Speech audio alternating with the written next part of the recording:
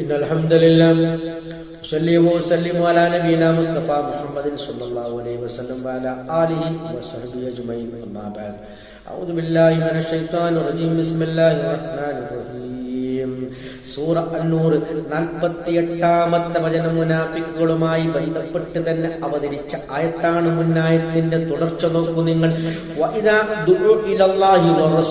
അല്ലാഹുവിലേക്കും റസൂലിലേക്കും വിളിക്കപ്പെട്ടാൽ അല്ലെങ്കിൽ ക്ഷണിക്കപ്പെടുകയാണെങ്കിൽ എന്തിനു വേണ്ടി ക്ഷണിക്കപ്പെട്ടാൽ ലിയഹ്കുമ ബൈനഹും അവർക്കിടയിൽ വിധി കൽപ്പിക്കുന്നതിന്, അവർക്കിടയിലുള്ള വല്ല പ്രശ്നങ്ങൾക്കും വിധി കൽപ്പിക്കുന്നതിന് വേണ്ടി അല്ലാഹുവിലേക്കും റസൂലിലേക്കും അവരെ ക്ഷണിക്കപ്പെടുകയാണെങ്കിൽ ഇദാ ഫരീഖും മിൻഹും അപ്പോഴതാ അവരിൽപ്പെട്ട ഒരു സംഘം മുഅ്രിദൂൻ അവർ തിരിഞ്ഞു പോകുകയാണ്, അവർ പിന്തിരിഞ്ഞു കളഞ്ഞു പോകും എന്നാണ് അല്ലാഹു സുബ്ഹാനഹു വ തആല പറയുന്നത്.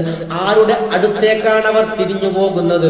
ജൂത പുരോഹിതനായ കഅബ് ഇബ്നു അശ്റഫിനെ പോലെയുള്ളവരുടെ അടുത്തേക്ക് അവർ വിധി തേടിപ്പോയിട്ടുണ്ട്. അതല്ലാത്ത ജാഹിലിയ്യ കാലത്തുള്ള പലതരം ക്ഷുദ്ര പ്രവർത്തനങ്ങളും നടത്തുന്ന ആ ദുർമന്ത്രവാദികളുടെ അടുത്തേക്കും വിധി തേടിപ്പോയിട്ടുണ്ട് എന്നൊക്കെയാണ് മുൻ പല ആയത്തുകളിൽ കൂടിയും അല്ലാഹു സുബ്ഹാനഹു വ തആല വിശുദ്ധ ഖുർആനിൽ കൂടി തന്നെ മുനാഫിക്കുകളുടെ ചെയ്തികളെ കുറിച്ച് നമുക്ക് വിശദീകരിച്ചു തന്നിട്ടുണ്ട്. അതാണ് അത്തരം ദുർമൂർത്തികളുടെ അടുത്തേക്കും അതുപോലെ തഗൂത്തിന്റെ അടുത്തേക്കും അവർ വിധി തേടി പോകാറുണ്ടായിരുന്നു എന്നാണ് ആ ആയത്തുകൾ കൂടിയൊക്കെ നമുക്ക് വിശദീകരിച്ചു തരുന്നത്. അതിലേക്ക് സൂചന നൽകുന്ന ഒരു ആയത്താണിത്. നോക്കൂ നിങ്ങൾ, അല്ലാഹുവിലേക്കും റസൂലിലേക്കും അവർക്കിടയിൽ വിധി കൽപ്പിക്കാൻ വിളിക്കപ്പെട്ടാൽ ഒരിക്കലും അതിന് സമ്മതം പ്രകടിപ്പിച്ചുകൊണ്ട് അവർ വരില്ല.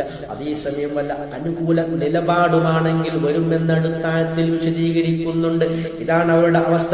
ഇദാ ഫരീഖും മിൻഹും മുഅ്രിദൂൻ അവരിൽ നിന്നും ഒരു വിഭാഗം അതാ തിരിഞ്ഞു കളയുകയാണ്, തിരിഞ്ഞു പോകുകയാണെന്നാണ് അല്ലാഹു സുബ്ഹാനഹു വ തആല ഈ ആയത്തിൽ കൂടി നമുക്ക് വിശദീകരിച്ചു തരുന്നത്. അത്തരം മുനാഫിക്കുകളിൽ നിന്നും അല്ലാഹു സുബ്ഹാനഹു വ തആല നമ്മെ കാത്തുരക്ഷിക്കുമാറാകട്ടെ. നിഫാഖിനെ സൂക്ഷിക്കണം. അല്ലാഹുവിന്റെ അപാരമായ കാരുണ്യമാണ് ഈ മുൻകൂട്ടിയുള്ള അറിയിപ്പുകൾ കൂടിയൊക്കെയും നമുക്ക് ലഭിക്കുന്നത് വേണം കരുതാൻ.